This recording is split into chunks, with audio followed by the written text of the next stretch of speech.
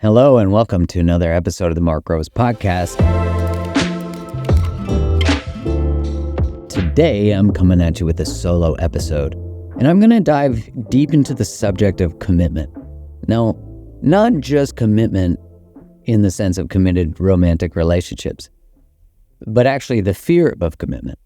And not just the fear of commitment from other people, like being in relationship with people who are afraid of commitment, but also us ourselves and our fear of commitment, where this comes from. And we're going to focus on a story I'm going to share about my own life that looks at how a fear of commitment can pathologize, but also looking at taking this subject that we're going to explore and extrapolating it to every area of your life.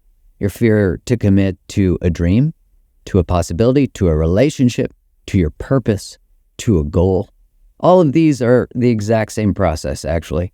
And that's why I think being able to understand what lives at the basis of our fears of commitment can allow us to become more committed people, more disciplined, more discerning. It can allow us to move forward and create things we never thought were possible, but always desired. So if there's any part of you that sabotages, that chooses people who are afraid of commitment, find yourself that you keep being gravitated towards that you yourself are running from people, would like to have a relationship with, or you just can't label why you can't be with them. I want to get into that. Because I think if we look at this from a psychological level, yes, there's a fear that lives at the basis of not being able to commit to things. But if we look at this from a spiritual perspective too, there's an invitation to the evolution of your soul, that you're being called towards something to complete a mission. And that mission can be commitment. That mission can be a goal you want to achieve. But it's not just achieving a goal like, let's say you want to get a certain body fat percentage, or you want to quit a certain food, or you want to quit smoking. It's that through doing something that can even seem small, like a commitment like making your bed every day, you actually get to see who you are. You get to build a level of self-trust, that there's a deeper knowing within yourself that you've got you always, always, always, always, and in all ways. So I'm going to tell you a story. Now, it's a funny story. Now, it's not going to sound funny, like at first, trust me, because it was fucking hard. It's one of the most painful experiences I've ever had in my life, but also the greatest teacher. The greatest teacher for something that was a blind spot for me that I wouldn't even discover till years later was a blind spot. And when I say years later, I mean it was about 15 years after this event occurred in a relationship that I discovered it had been living in my unconscious for 15 years. So I hope that through me sharing this story, which is also filled with some great experiences, you will learn something about yourself and where you limit yourself and you don't allow yourself to commit to things or move towards possibilities for you. So when I was 19 years old, I was dating a woman who got a scholarship to go to the States to play a sport. And I say that to go to the States because that was very significant. We were living in Canada at the time, in Calgary. And, we had been together about a year and a bit, I think 14 months or something like that when she left, or when she was going. And it was probably June, and we were, having that conversation of like, what is that going to look like when you go? What are we going to look like? So we had a conversation and we came to the agreement that we'd be able to see other people. We'd just tell each other if we started to. Now, I know what you're probably thinking as you hear this or you're watching this, like, oh, that's probably not going to go well. Yeah, and you might be onto something here. But when you're in it, you don't see it. You know what I'm saying? Like when you're in it, you're like, this is the best idea for right now. Even though in your body, you're like, I don't know about, are you sure you want to do this? That kind of feeling. But yet that was the agreement we made. And you know what? In hindsight, you learn a lot of things. Let's just follow me through the present moment right now at 19. So she goes away in July or beginning of August. I go visit her mid-August, something like that. Have a great time. I come back, and I remember I'm at work. I was working at like the Best Buy of Canada. It's called Future Shop. He was like the 40-year-old virgin there. I'm not going to lie. It was funny. It was like we sold extended warranties, wore suits. We were cheesy salespeople. But I'm sitting at a computer and I'm looking up like, how do you get a visa in the U.S.? Like, how do I move there? Can I change schools? Can I join that school mid-year? Because I'm thinking, I just want to be with her. You know, when you're young, you think like, as soon as you're in a relationship in grade 8, you're like, I'm going to marry this person. Or maybe it's just, I was really naive. And that's the way I thought. But a lot of people I knew, when you entered that commitment, you're like, well, I guess there's no choice. Like, this is just it. Which is also a flaw to our thinking in terms of relationship. Because we're just taught, find someone, get into a relationship with them, and I guess you're just going to marry them. And that's it. Like, you made a choice, and that's commitment, and you can't unchoose it. And so we often enter with that level of commitment to our own faults sometimes, right? Because we do that without being committed to our own selves and our own values and hey, man, live and learn. So I'm telling her this stuff that I'm excited to potentially, like, maybe I could go down there. And she's like, yeah. And the real hard part was that everything around me reminded me of her. And yet nothing around her reminded her of me. And I just remember understanding that. I remember thinking, well, everything is new to her. And she's like a celebrity, in this, when you're a college athlete, you're like a celebrity in your area.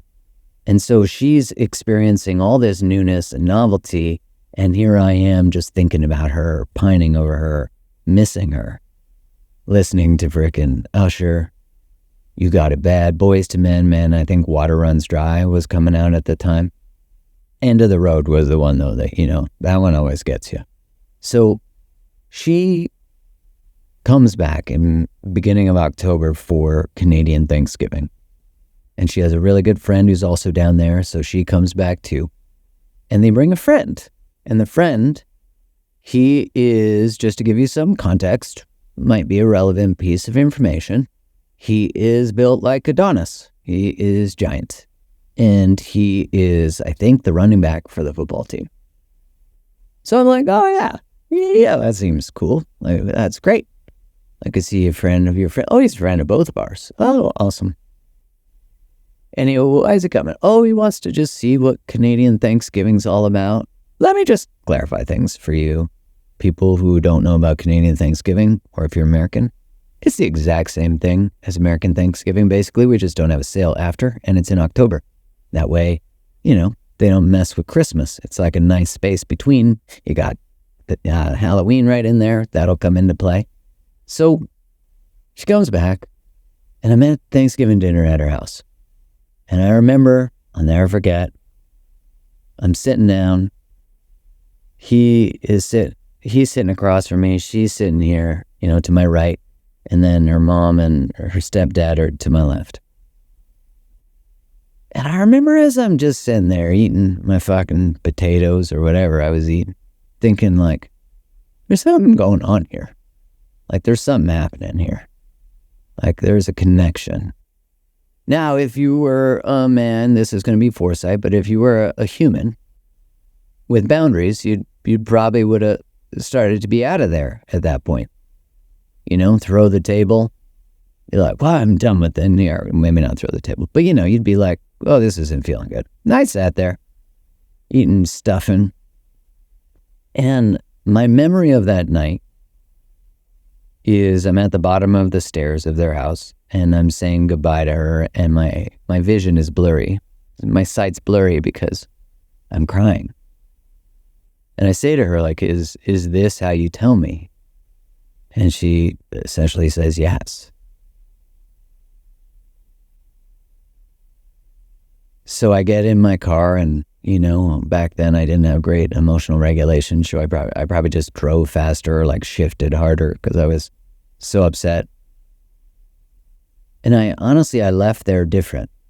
I'd experienced a couple betrayals, but this one was like somehow just cut much differently, deeper.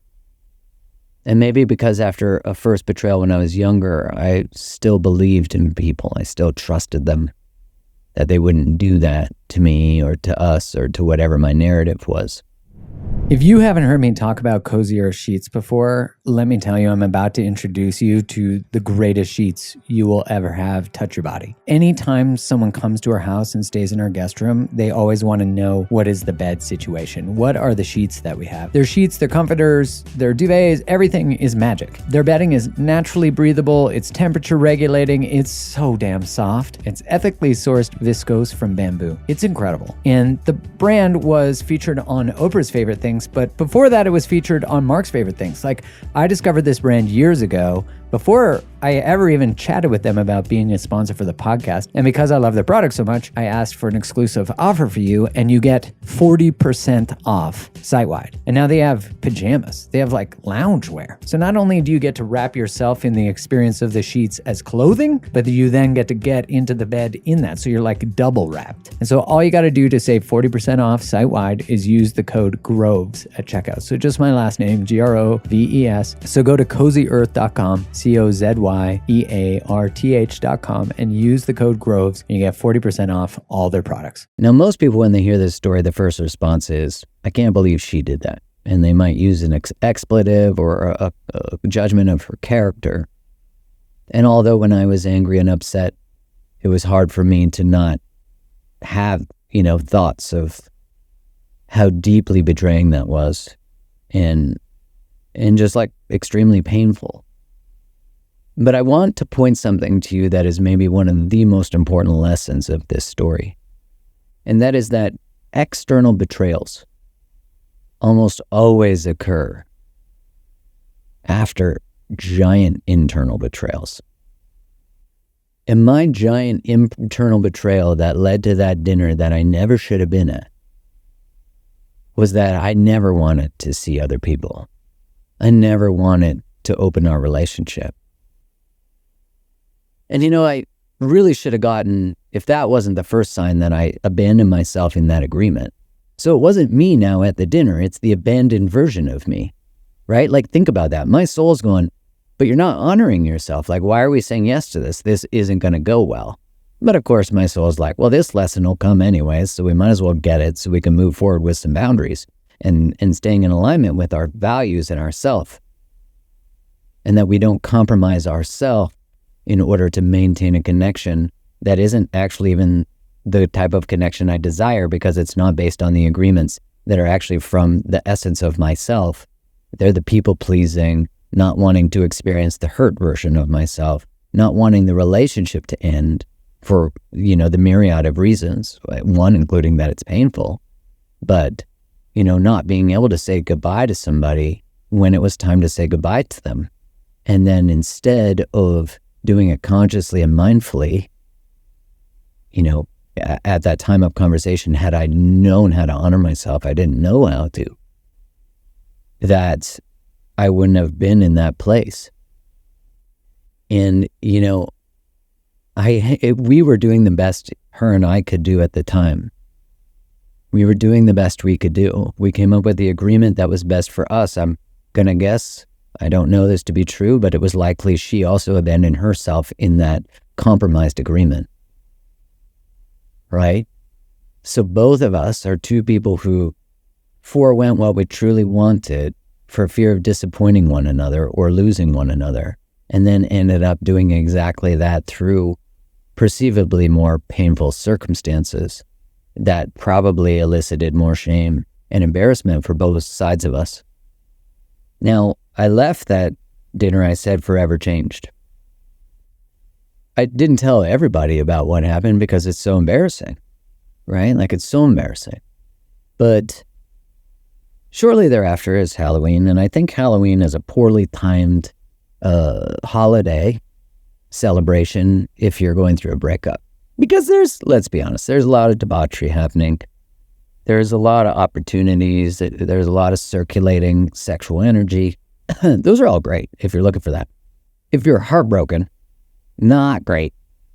And, one thing that happened when I left that house is that I unconsciously made that experience mean that monogamy leads to pain, that monogamy leads to suffering, that monogamy leads to betrayal. Growing up playing on sports teams, often in the locker room are conversations about the BJ somebody got, or, sexual conquests. Not always, but often. There's not like a dude in there who's like, hey man, like my girlfriend and I, we just dove deeper into intimacy and like navigate a conflict on a deeper level, like never done that. And it's just amazing. That's never been the conversation. Maybe now we could do that, but not happening, right? And that's a whole other problem, of course. We could get into the issues with locker room and male culture and all that kind of stuff. But let's get this story told. So it's Halloween. I get dressed up as a newsie. I go out with a couple of my best friends, and we go to this bar. And to give you some context, at this point, I've kissed like 5 women in my life. I'm 19 or 20. And I'm very monogamous. But as I said, my narrative about monogamy is like, goodbye monogamy. You just led to total heartbreak. I'm devastated. You don't work. So I'm going the other way.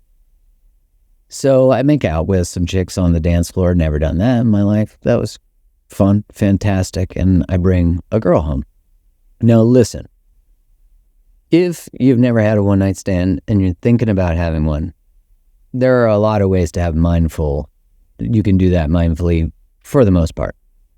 But that's, again, another podcast. But here's a first rule of thumb. Don't bring them to your parents' house. Right? That's a pretty logical, good rule of thumb. But I bring a woman dressed like the devil. The irony is not lost upon me. Very nice woman. Bring her to my parents' house.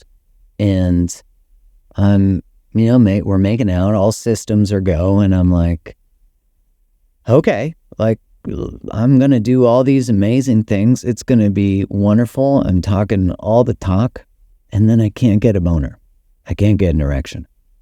And I'm like, wait, what? Like, I'm kind of like a pilot on a plane, like tapping the fuel gauge, clicking, like all systems are go. What's happening here? Wait, what? Not working. But that's never happened to me. That makes no sense. Like, what's wrong with me? And, often in that experience, the other person takes it personally, et cetera, et cetera. So nothing happens, in that department. So after that happens, gosh, I'm like, talk about shame. I have so much shame. I can't get a boner now. I'm heartbroken. I'm in the deepest grief I've ever been in my life. And what I don't realize, because there wasn't a lot of conversation about how grief can impact the body, is that my body was literally saying, you're not safe to be intimate with people. Like, you can. Especially think about when intimacy leads to betrayal and you haven't processed the betrayal, that means that unconsciously your body's going, but this is just going to go to betrayal. This is just going to go to betrayal. I haven't built the tools yet, the boundaries and the communication to be able to trust myself in intimacy. But here I am trying to thrust, pun intended, myself into intimacy. Do you see that? I wrote an article years ago. We'll put the link in the show notes, called Why You Really Can't Get Hard. And it was about, if you're someone, and you don't have to be a dude for this to be true, but our own internal compass, our moral compass is saying this is not aligned. And a general rule everyone should have, if you want to have it, is that if you can't do something sober, you shouldn't do it at all. Well, here's what I did though. I learned that if I could drink more pints, I could get rid of my value system, that I could numb myself and be in intimate circumstances. But that wasn't a healthy way of processing that. It took me a long time to even figure that out, that I shouldn't be doing that. I remember when I was a pharmaceutical rep, talking to one of the doctors, he said that one of the main reasons he wrote prescriptions for things like Viagra or Cialis was for new partner anxiety, that people get anxiety when they enter into new partnership. Now, and get performance anxiety about that. If you think about it, when men experience performance anxiety or moral issues in terms of the position they're putting their body in, it's very obvious. It can show up very explicitly, right? Can't get an erection. For a woman, if they are putting themselves in circumstances that they don't want to be in, that can show up perhaps as not being able to get aroused or as vaginal dryness. And there's products for that. It's so interesting that I think often, not always, the symptoms that are coming forward are actually saying, pay attention to me. Something's unresolved, or this isn't good for us, or we need time to heal, or whatever it is. We actually just bulldoze right through, and there's actually products to help us do that. You think about how we have all these ways so that we don't have to feel. And when I say these unprocessed experiences of things like betrayal or grief or loss or heartbreak or whatever you want to label as being the thing you've been through relationally, being abandoned, being let down, feeling not safe, not understood, that like as we look through our past, as we explore and identify these moments in our lives that were significant but have not been fully learned from, we wonder why we're avoiding moments today. At the basis of the fear of commitment is the fear of the commitment leading to something, right? Like I'm going to be afraid of it if there's something that I associate with it that is in the future. Do you see that? So if we're afraid of commitment, we're afraid of an outcome because we've likely experienced that type of outcome before, that type of emotion before, and we don't want to get it again. So for me, when I left that experience, I made it mean a lot of things about relationship, not realizing that if I put myself in the driver's seat of being able to witness that experience and be able to learn from it, I could find myself almost 0% likely to ever be in a circumstance like that again. Because self-betrayals lead to external betrayals. Now there's 4 sentences that I have people finish when they want to look at their upper limits in terms of love. So we're going to look at their 2 sentence structures that have different endings. You ready? And I want you, if you're not driving, I want you to close your eyes and I just want you to finish these sentences for me. Ready? When I love people, they. When I love people, they. When I love people, I. When I let people love me, they. When I let people love me, I.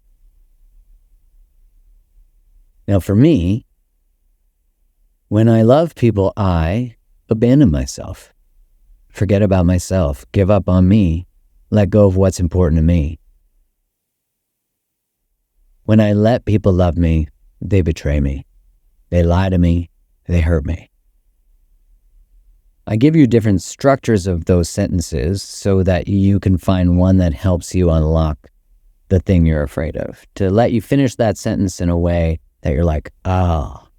Now, most of us spend our lives trying to avoid that upper limit. That upper limit, I mean, is the pain that is beyond the level that we're willing to tolerate in relationships. So if I think that when I get into commitment, I get betrayed, what I'll do is I'll control the depth of commitment. It'll show up as avoidance, right? So I might doing all the research, I'm avoidantly attached.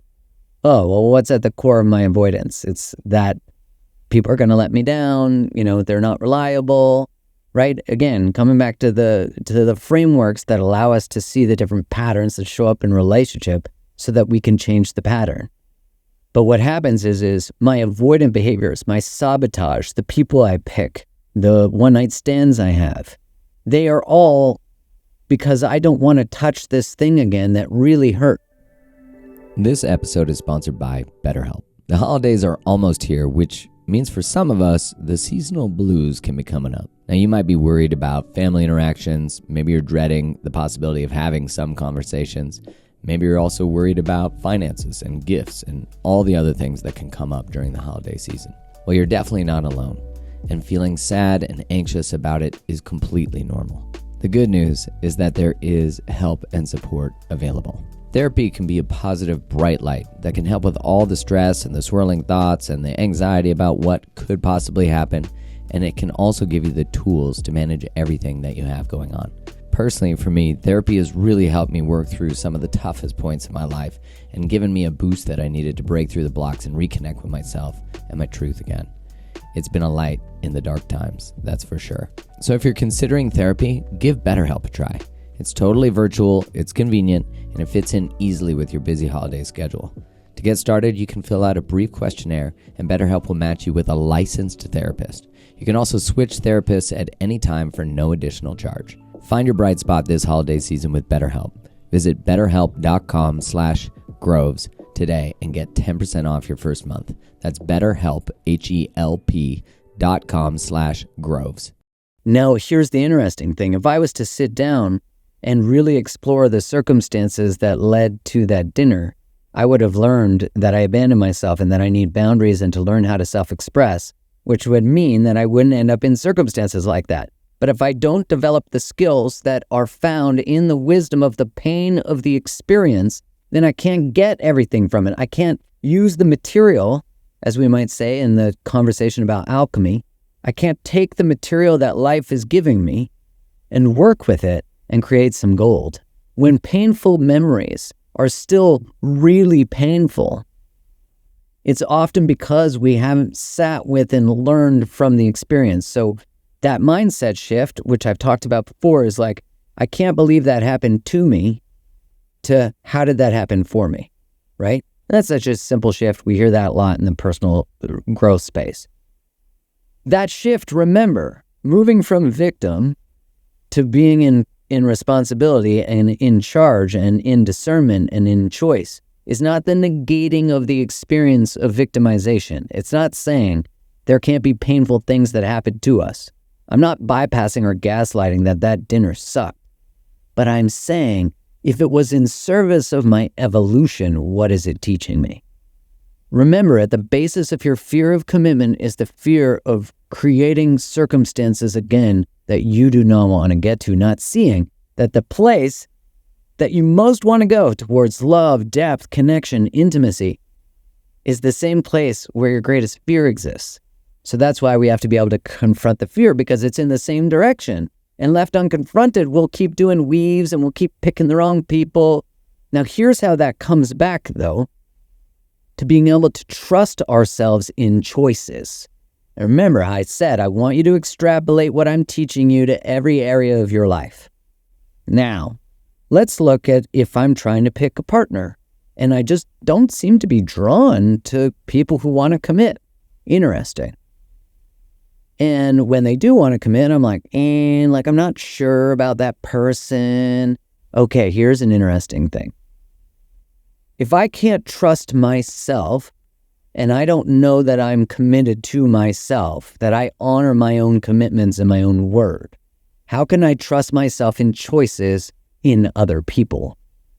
If I don't keep these small promises to myself that seem insignificant. So if you're like, hey, I'm going to go for a walk tomorrow, and you don't do it. Or, hey, I'm going to go to bed by this time. Or, hey, I'm going to stop using my phone as much. Or, hey, I'm feeling called to quit drinking. Or if you don't listen to that and actually move towards it, you can't trust yourself, right? Like, it seems like it's not really a big deal. Like, no one else will know. I'm just not going to go for a walk later, even though I promised myself or made a commitment that I would. But you know, and that's actually at the basis of your own integrity. If you want a liberating life, if you want a life that feels light, free, easy, which is not synonymous with a lack of struggle and suffering, but if you want to feel light, get into alignment. If you want your life to feel better, get into integrity. You want to be able to commit to things and commit to people, you have to commit to your values. You have to commit to being who you truly are. That will transcend into everything in your fucking life. I had to drop an F sharp there because this is so important. If you want to be able to commit to people, to goals, to possibilities, you have to be able to trust yourself. And the only way you become trustworthy of yourself is by keeping your word with yourself. If you've never read the 4 agreements, must read. And one of the agreements in there is what other people think of you is none of your business. And I've shared about this, that your capacity to be a good leader, to be in healthy relationships, will be directly correlated to your capacity to be disliked. You have to be willing to ruffle feathers in order to live the life you desire. You have to be willing to disappoint others in order to maintain peace within your own body. Now, the first response to that often is, that sounds like a selfish life. If you have never prioritized yourself and you constantly people please and take care of other people so that you're not seen as selfish, that will be instantly where you want to go the moment you prioritize yourself. And you'll even have people around you who are like, that sounds like a pretty selfish life. But let me ask you a very simple question. If I said to you, hey, do you want to be in a relationship where you and I bring each other alive? Like, our whole job through relationship is actually to help each other become more individually powerful and alive. See, people are afraid of a partner being powerful when they see power as being a way to manipulate. People are afraid of seeing their partner as powerful if they're afraid that the partner will get powerful and move away from them. Because they live in a scarce world where if their partner has power, it means they don't. But I'm telling you, why not create a relationship where through the relationship, both individuals are actually elevated? And that means that the relationship itself is elevated. This is interdependency. This is what it means to be liberated in love. This is what Kylie and I's new book is about, which please go buy a copy, liberated-love.com. It comes out in April, and buying the book is so supportive of us. But that's what it's about. It's like using relationship as a vehicle for healing and expansion and liberation. And I'm saying if you want to get towards the goals you have and the relationship you desire, then you better get clear with where you don't keep your commitments to yourself and where you still have unresolved and unnavigated pains that live beyond commitments you've made in the past. The relationship and life you want to create will only come when you can actually build the capacity to receive it. And the way to build the capacity to receive it is to develop a deeper sense of trust and knowing with yourself, to go more deeply within you so that you can bring more of you to the world, so you can walk more deeply with another in relationship, but also in the path to your own purpose. It's all the same stuff. And I'm here to tell you, you can create that. And I'm excited for you to create that. I hope that through sharing the story of my own suffering through that betrayal, that you can help see where you betray yourself, where you can see where you are afraid of commitment and how the experiences of your past might show up for you today. I hope that my failed one-night stand teaches you where your body is actually telling you things that you put yourself in circumstances that it doesn't want you to put yourself in. That maybe when you look in hindsight, some of the challenges you had being intimate or getting close to people were actually challenges with emotional safety, and that you were still processing grief, or maybe you weren't ready for that moment yet. I want to close up with something that woke me up to all of this, and that's that I had this call with a woman named Kelly Marceau, who's a writer. And she said to me, this is after I wrote an article that went viral, and we connected through it. And she said to me, Groves? And I was like, Groves? Oh, that's interesting. We just met. And she was like, have you ever actually let a woman love you? And I was like, yeah, of course I have. And then I got off the call and I'm like, shit. I was 34 when she told me that, when she said that to me. And it all of a sudden made all my avoidance make sense for 15 years. And remember, in that time, I'd been in 2 very significant relationships. A 5.5-year one, got engaged. I was in another 1.5-2-year relationship that was very significant. I wondered why I ran from women who could love me and towards ones who were maybe just not ready or were just maybe fresh out of relationships. Again, none of it is anyone's fault or a judgment on anyone's circumstances at the time, just like it's not a judgment on my own, but rather that it all finally made sense. I hadn't let a woman love me because I was afraid of being loved, because if I let someone love me, they would potentially devastate me, hurt me, betray me, and I wouldn't know how to come back from that again. And because I hadn't gone deeply into it and come out of it, I didn't know I could do it. And so I made the journey of stepping into availability and going into that pain so that I could walk out of it stronger, knowing that if anything like that ever happened again, I would have the tools to walk out of it. And so here's to you, developing those tools, walking those tools so that you can trust yourself in commitment, in relationship, in life, and in all the choices you make. Much love.